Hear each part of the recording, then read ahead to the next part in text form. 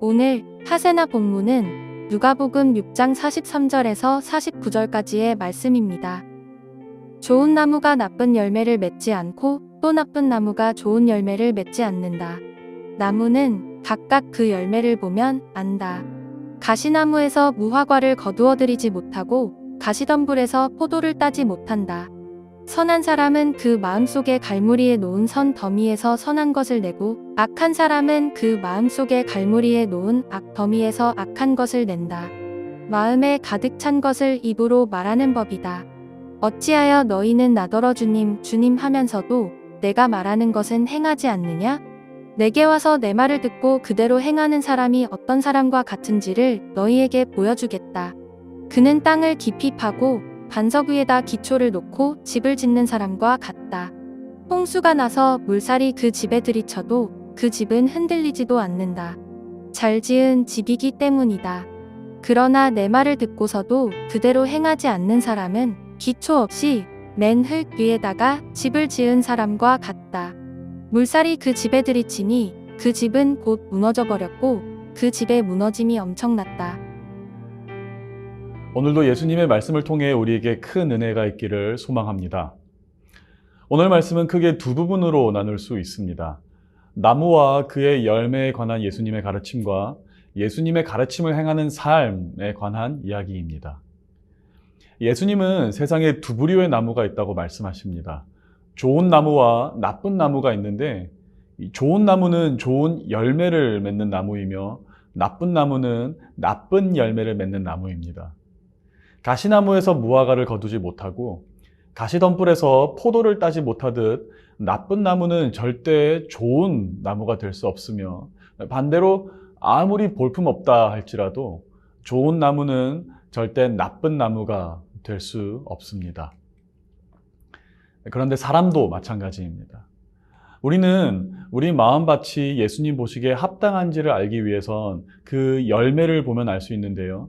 오늘 45절에서는 그 열매란 바로 우리의 입술을 통해 나타나는 것임을 말씀하고 있습니다. 며칠 전에 함께 보았던 하세나 하시조 말씀입니다. 누가복음 6장 37절 말씀. 비판하지 말라. 그리하면 너희가 비판을 받지 않을 것이요. 정죄하지 말라. 그리하면 너희가 정죄를 받지 않을 것이요. 용서하라.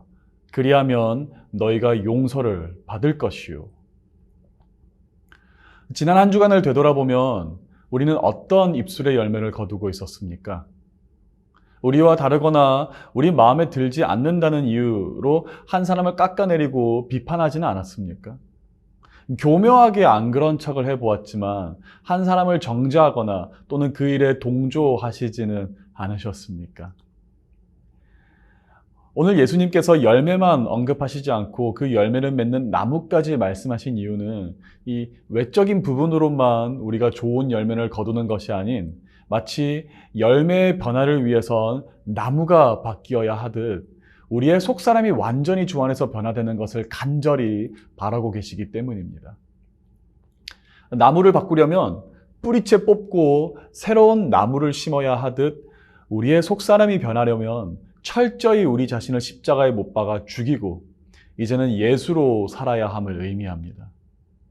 험담하는 일에 동참하고 남을 비판하고 평가하고 정죄하는 일은 달콤하고 때로는 매우 즐거운 오락거리가 될 수 있으나 그것은 우리가 쓸모없는 열매를 맺게만 할 뿐이며 쓸모없는 가지는 반드시 불 속에 던져질 것임을 우리는 기억해야 합니다.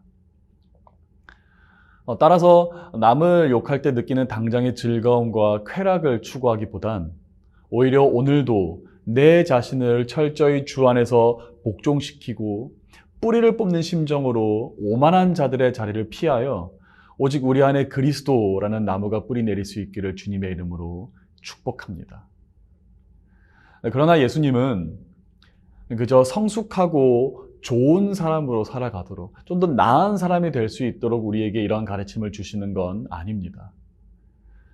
47절부터 49절까지를 살펴보면 예수님의 말씀을 그냥 듣고 마는 것이 아닌 삶으로 실행하는 사람들은 마치 땅을 깊이 파고 반석 위에다 기초를 놓고 집을 짓는 사람과 같아서 홍수가 나서 물살이 그 집을 들이쳐도 그 집은 흔들리지 않을 것이라고 말씀하시는데, 보통 성경에서 집이라는 단어 또는 땅이라는 단어는 이스라엘 백성들에게 유산, 언약을 연상케 하는 단어이기 때문에 훗날 우리가 하늘에서 유업으로 물려받을 우리의 상급과 연관이 있다고 보실 수 있습니다.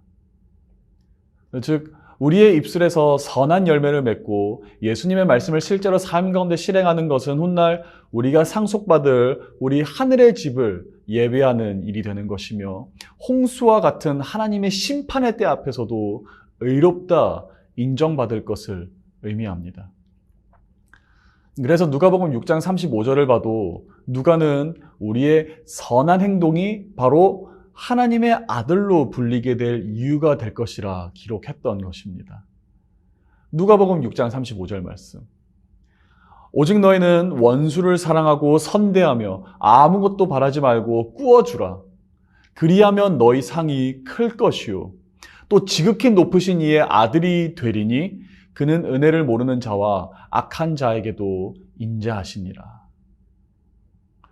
사랑하는 여러분, 행함이 없는 믿음은 죽은 믿음이라고 야고보는 말했고, 행함이라는 우리의 열매는 믿음이라는 좋은 나무가 있어야 맺힐 수 있습니다. 이제 곧 추석 명절입니다. 우리의 입술을 지키고 생각을 지키는 일이 참 어려운 시간이 될 수도 있겠지만, 악한 열매로 가족과 함께하는 이 귀한 시간이 괴로워지지 않도록 선한 열매를 통해 우리의 속사람이 완전히 변화되어 훗날 하늘에 우리를 위해 예비된 집을 보다 잘 준비할 수 있기를 주님의 이름으로 축복합니다. 오늘의 하시조는 직장과 학교에 몸이 아픈 동료들이 있다면 기도 제목을 나누고 함께 기도해 주는 것입니다. 오늘의 하시조 함께 하시죠.